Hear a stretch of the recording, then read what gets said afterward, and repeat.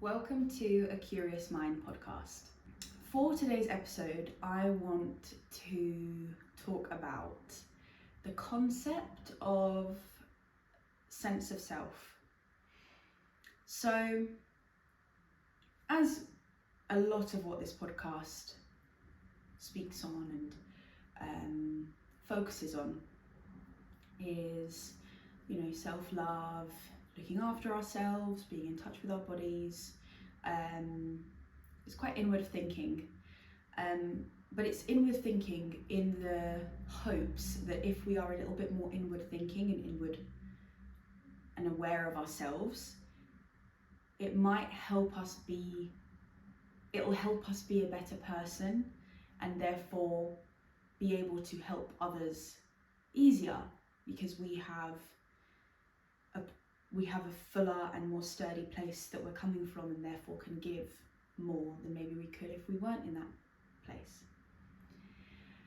And sense of self, to me, has not really been something that I've ever taken much time to actually think about or put a name to. But this week in my studies, I go every single week into therapy school, I like to call it, and we have a session where we read theory or we're taught theory on like a specific concept or specific characteristics that therapists need to portray and be mindful of, and then we go and we practice those concepts or skills on our colleagues. And in this week we were being taught the person-centered approach of therapy, which is a specific way of doing therapy, and this idea was constructed by an American man named Carl Rogers in the 1950s, 60s, and it was a really, really amazing session. I enjoyed it very much, but there was a part of the session that I've not managed to stop thinking about since it happened, and every time I share it with somebody, it brings me like such a sense of warmth and comfort, and it is a crime if I don't share it on my podcast, because I just think it was such a beautiful moment. So I first of all need to thank my teacher of this week, which was Ethan. He was the one that suggested this and came up with this, so thank you, Ethan, for even sharing this with us or with me.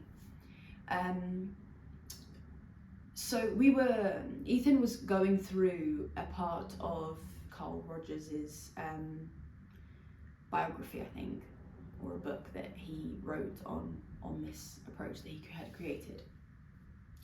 And he spoke about how the concept of self-actualizing is an innate need that humans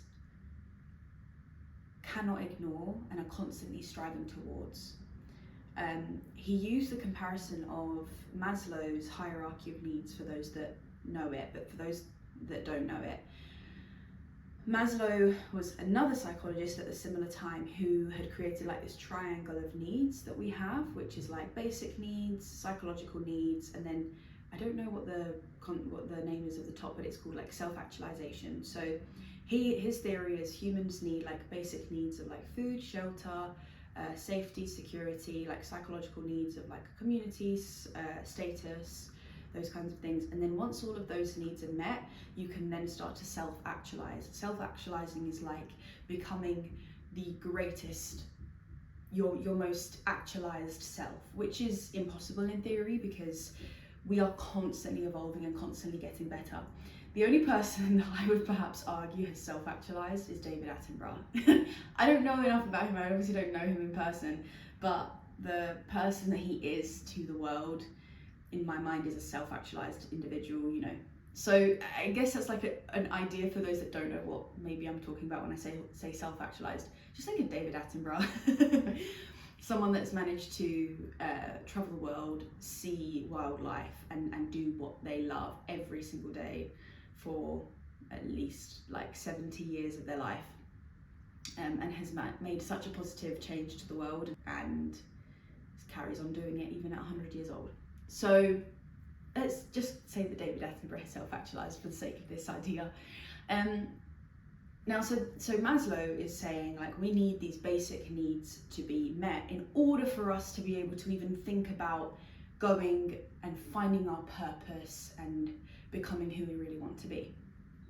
Now, Carl Rogers has had a different idea. He believed that no matter what conditions we live in or are experiencing at any time of our life, we have an innate desire to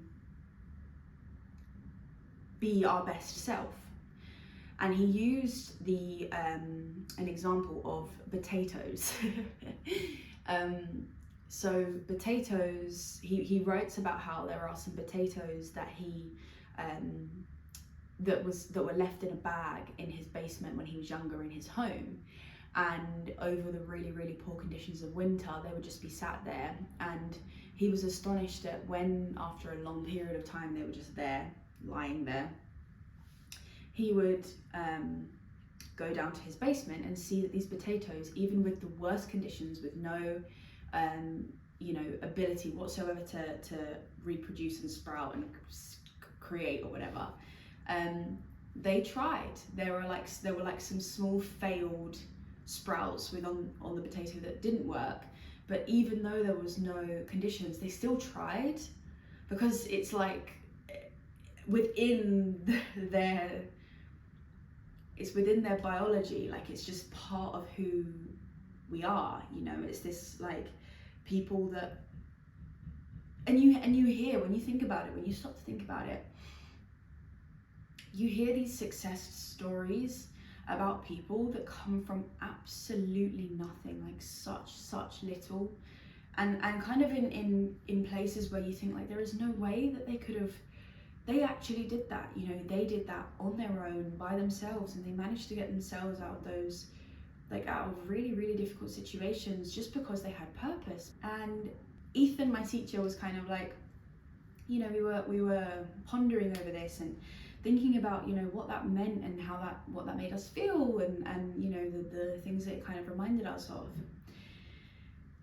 And then he went on to say about how this reminded him of a psychotherapist and also author who I had not heard of before he had mentioned her, a woman called Edith Eger. And he said that, so this woman, she was a survivor of the Holocaust. After she managed to get out, she moved to the States and she became a psychotherapist. And what he said was that in her book, she writes that during the time that she was in the Holocaust and her conditions had taken everything from her, like absolutely everything. Her clothes, her hair, her food, her family, like her friends, her identity, on the outside. They could never take her mind. They could never take her mind. And within her mind, she created a home in those grueling and awful conditions. She created a place where she felt safe, and that was her sense of self. That was, no one could take that away from her.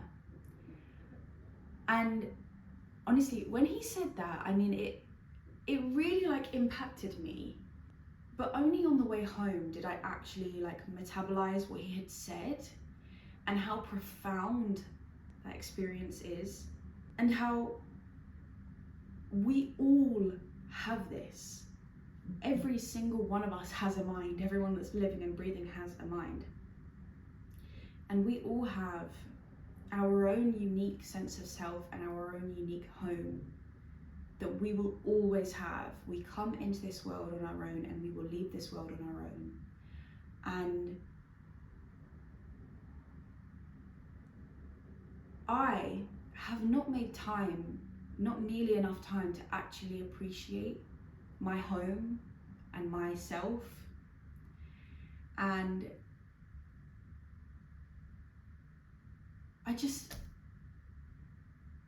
I think that is one of the most powerful things I've ever heard, because no one can take that away from you, like literally no one. Like, it doesn't matter what accolades, achievements, things you've seen, people you've spoken to, cars you've bought, houses you've lived in, it does, like, none of that matters, because it's all outside, it's all external.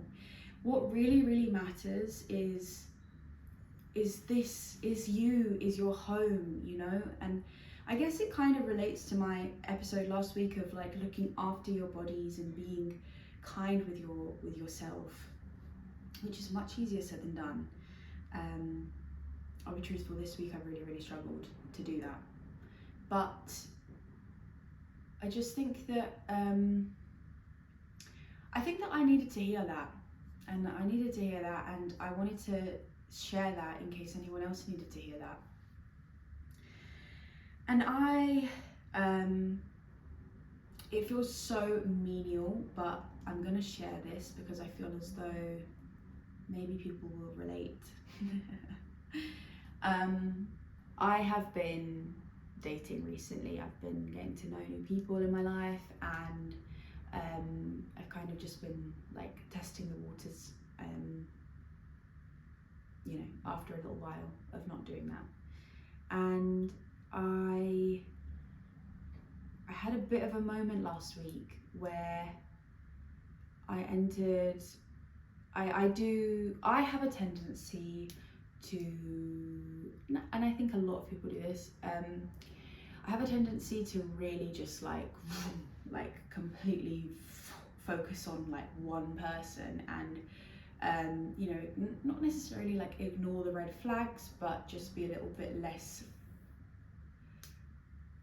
just be a little bit more blind to perhaps the alarm bells. And again, not to say that these people are bad people, it's just that I know what I want, I know what I'm looking for, and if someone doesn't align with that, or is demonstrating characteristics that are quite different to that, I conveniently ignore it until I can't really ignore it anymore. And I had a moment this weekend where I was just like, I don't know what I'm gonna do if this person doesn't accept me. I don't know what I'm gonna do if this person doesn't choose me. Like, I'm so in, like I'm so in. I need this person in my life. Like, what am I gonna do if I don't have this person in my life, you know? And I was spiraling, I was tired, I was really spiraling, and it was, it's like a repeated behavior, like I've done this before, and I've done this before, and I've gotten myself into situations where I kind of regret getting myself into, because it just wasn't right, but I was just ignoring the signs. But it's really hard when you start to emotionally, you know, connect to somebody, and your nervous system starts to kind of get used to their presence, and you know, they are an amazing person, so there's many qualities that you kind of hook onto, and therefore you start to convince yourself like there's a future here, or there's something really special here. And so anyway, I was really in it, and I was on my own, and I was just in a spiral, like I was ruminating, and I don't know how I did it actually, and I'm so fucking proud of myself for this, by the way. Maybe it's because I had kind of had this session actually, and it was fresh on my mind. I allow myself to ruminate, I allow myself to kind of think of the worst, which is just like, this person might not be in my life, which sounds very disrespectful, but like in the moment it was actually quite like a scary idea, because I really grew to like this person. And then I kind of snapped myself out of it and was like, sense of self, like my home. Now at the front of my journal, I've got a quote that is, "What a privilege it is to have me loving me." And that kind of struck upon me, and I was like, hang on. Like, wait. I have me loving me. I have me loving me. Like, that is so amazing. Like, I'm so lucky. Like, I mean this in the most humble, genuine way possible. I'm an amazing person. It feels very, very strange saying it, but I really am. Like, I'm a very, very good person. I've got a good heart. I'm kind. I'm genuine. I'm loving. I'm honest. Like, I have so many amazing qualities, and I am loving me. Like, I have me loving me, you know? Like, if I was a partner, if I had a partner that showed the qualities that I have, of course, like, I'm not trying to get into the whole thing like I'm so amazing, like I would date myself, but what I'm trying to say is, like, I show such love and kindness and care, and I've got me. I can love myself, and like, it would be so nice to be loved by somebody else in a romantic sense. I've got so many other people in my life that love me so profoundly, and I feel that very, very deeply. It would be lovely. It would be lovely to have someone that loves me, that isn't me as well. But for now, and for always, I am good enough. Like, loving myself is more than enough. And then it was like all the dominoes started to like fall in the best way possible and kind of like fit together. And I was like, wow, like, this is what this is kind of what Edith Eger was alluding to, in that, like, of course, for her, it was, I'm not trying to compare, I'm just trying to say, like, I feel what it was, I think, that she was trying to say, which is just like, no one can take you away from yourself. If you create a space that is a loving, kind, caring home within you, you will always have a loving, kind, and caring home. No matter where you are, no matter in what conditions you're in, these really big and scary life experiences. And by the way, every single one of those, if it hurts, it is worthy of attention and love. There's no comparing here. I'm not trying to, you know, I'm obviously aware of, like, I'm using quite an intense and a very profound, you know, example to relate to mine. But honestly, in that moment, I felt very, very, when I was spiraling, I did feel really scared. I was like almost going through like a breakup in my mind. I don't actually want to laugh at myself because it was kind of sad at the moment, but you know, it was scary for me, and then I just stopped, and I realized that if I'm safe, if I'm loving, if I'm warm, if I'm welcoming, that's all I can ask for. And that's that. I have that every hour of every single day, of every moment that I'm breathing. Like, I have me, and you have you. You know, we have ourselves. What a privilege it is to love ourselves. What a privilege it is to having us loving us.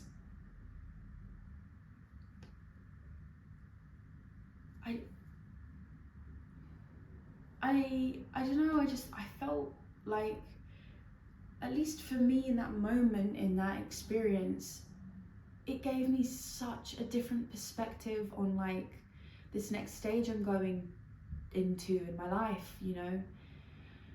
I'm feeling more settled in my career choice and what's going to come from this next phase of my life, and the challenges that I'm going to face. You know, the career I'm choosing is not easy. It's going to be tough. I'm going to have some really difficult moments, I know. But as long as I have myself, I have my mind, I have everything. I have everything I'll ever need.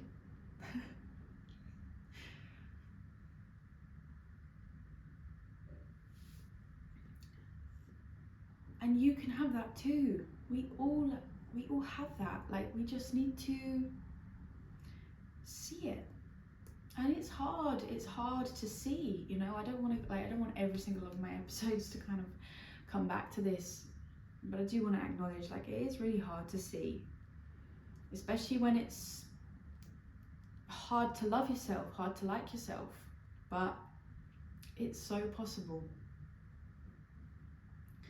And I think that if you approach each day, or as much of your life as you can, from a place of love, from a place of warmth and comfort and safety within yourself and security,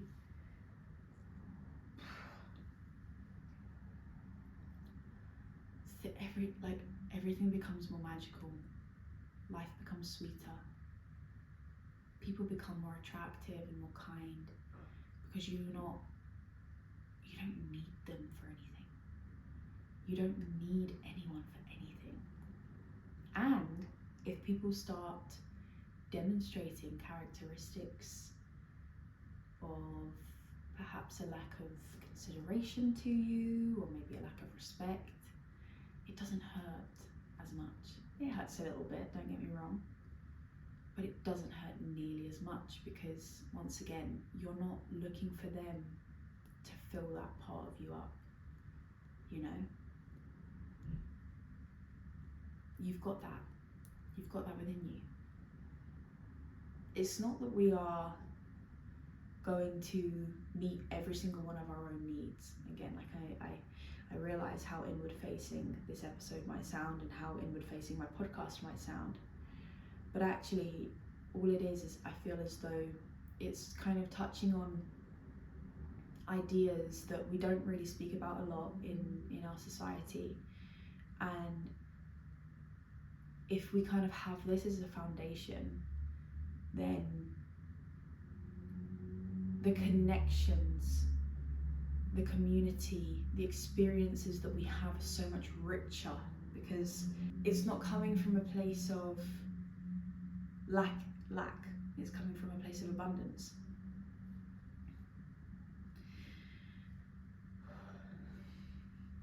I wrote in my journal that the evening that I kind of had my spiral, I wrote in my journal, and I finished it off with these 3 lines. I will always have my sense of self. I will always be privileged to love me. I will always be my home.